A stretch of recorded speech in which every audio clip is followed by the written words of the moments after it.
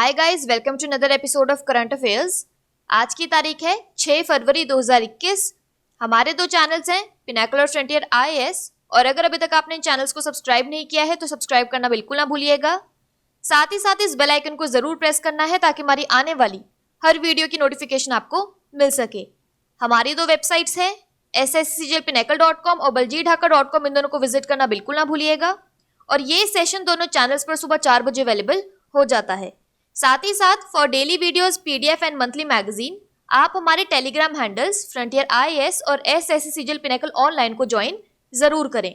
Start करेंगे previous quiz के साथ। मैंने आपसे पहला क्वेश्चन पूछा था कि लोकतंत्र सूचकांक 2020 में भारत का रैंक क्या है, तो इसका सही जवाब था 53। और आपसे दूसरा क्वेश्चन पूछा था कि सीबीआई के कार्यवाहक प्रमुख के रूप में किसे नियुक्त किया गया है, तो इसका सही जवाब था प्रवीण सिन्हा।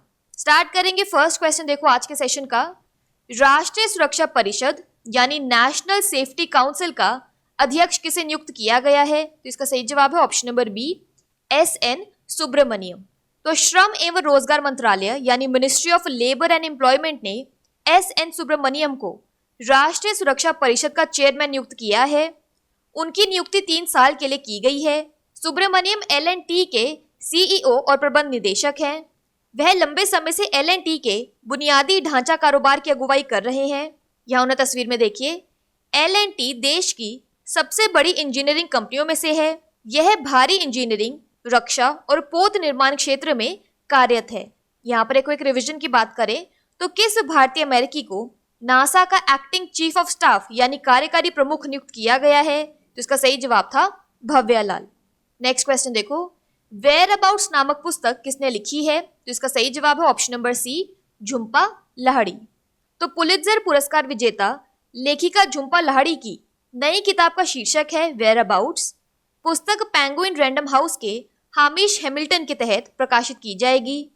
यह उनके पहले इतालवी यानी इटालियन उपन्यास का अंग्रेजी अनुवाद है और अप्रैल 2021 में जारी किया जाएगा। उनके पिछले उपन्यास दी लो लैंड 2013 की तरह यह भी एक महिला और उसकी यात्रा के आसपास केंद्रित होगा। अगला क्वेश्चन देखो, भारत की सबसे कम उम्र की महिला पायलट कौन बनी है, तो इसका सही जवाब है ऑप्शन नंबर बी, आयशा अजीज। तो कश्मीर की 25 वर्षीय आयशा अजीज देश की सबसे युवा महिला पायलट बन गई हैं। हाल के वर्षों में कश्मीर की इस युवा पायलट को रूस के सोकोल एयरबेस पर फाइटर प्लेन मिग-29 उड़ाने का प्रशिक्षण दिया गया। बाद में आयशा ने बॉम्बे फ्लाइंग क्लब BFC से एविएशन में ग्रेजुएट किया और साल 2017 में कॉमर्शियल पायलट का लाइसेंस हासिल किया। यह उन्हें तस्वीर में देखिए। आयशा 15 साल की उम्र में पायलट लाइसेंस पाने वाली सबसे युवा छात्र भी रही हैं। नेक्स्ट क्वेश्चन है, भारत का पहला एम्प्यूटी क्लिनिक निम्नलिखित में से किस संस्थान में शुरू किया गया है, तो इसका सही जवाब है option number C, PGI Chandigarh. तो सबसे पहले PGI-MER की फुल फॉर्म है post graduate institute of medical education and research. तो चंडीगढ़ के PGI-MER में देश का पहला एम्प्यूटी क्लिनिक खोला गया है।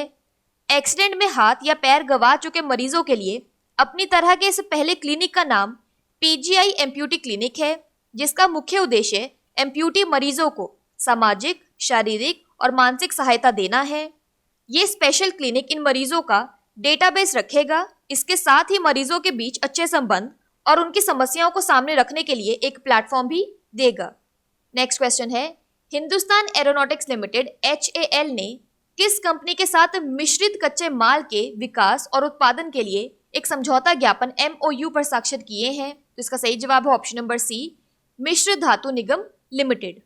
तो हिंदुस्तान एरोनॉटिक्स लिमिटेड और मिश्र धातु निगम लिमिटेड ने बेंगलुरु में एरो इंडिया 2021 के दौरान मिश्रित कच्चे माल के विकास और उत्पादन के लिए एक समझौता ज्ञापन यानी MOU पर स्वाक्षर किए हैं। इस तरह के समझौता ज्ञापन पर समग्र कच्चे माल के लिए पहली बार हस्ताक्षर किए गए हैं। यहाँ तस्वीर में देखिए। MOU पर अध्यक्ष और प्रबंध निदेशक HAL श्री R माधवन और अन्य वरिष्ठ अधिकारियों की उपस्थिति में मिधानी के अध्यक्ष और प्रबंध निदेशक डॉक्टर SK झा द्वारा हस्ताक्षर किए गए। मिधानी भारत में विशेष धातु और मिश्र धातु की निर्माण सुविधा है जो हैदराबाद तेलंगाना में स्थित है। हिंदुस्तान एरोनॉटिक्स लिमिटेड एक भारतीय राज्य के स्वामित्व वाली एरोस्पेस और रक्षा कंपनी है जिसका मुख्यालय बैंगलोर कर्नाटक में है। अगला क्वेश्चन है, दिल्ली सरकार ने किसे बढ़ावा देने के लिए हाल ही में स्विच दिल्ली अभियान शुरू किया है? तो इसका सही जवाब है ऑप्शन नंबर बी, इलेक्ट्रिक वाहन। तो दिल्ली के मुख्यमंत्री अरविंद केजरीवाल ने इलेक्ट्रिक वाहनों को बढ़ावा देने के लिए स्विच दिल्ली अभियान शुरू किया है और लोगों से शहरों में प्रदूषण से निपटने के लिए इलेक्ट्रिक वाहनों को खरीदने की अपील की है। इसके अलावा दिल्ली सरकार अगले 6 हफ्तों में विभिन्न उद्देश्यों के लिए केवल इलेक्ट्रिक वाहनों को काम पर रखेगी।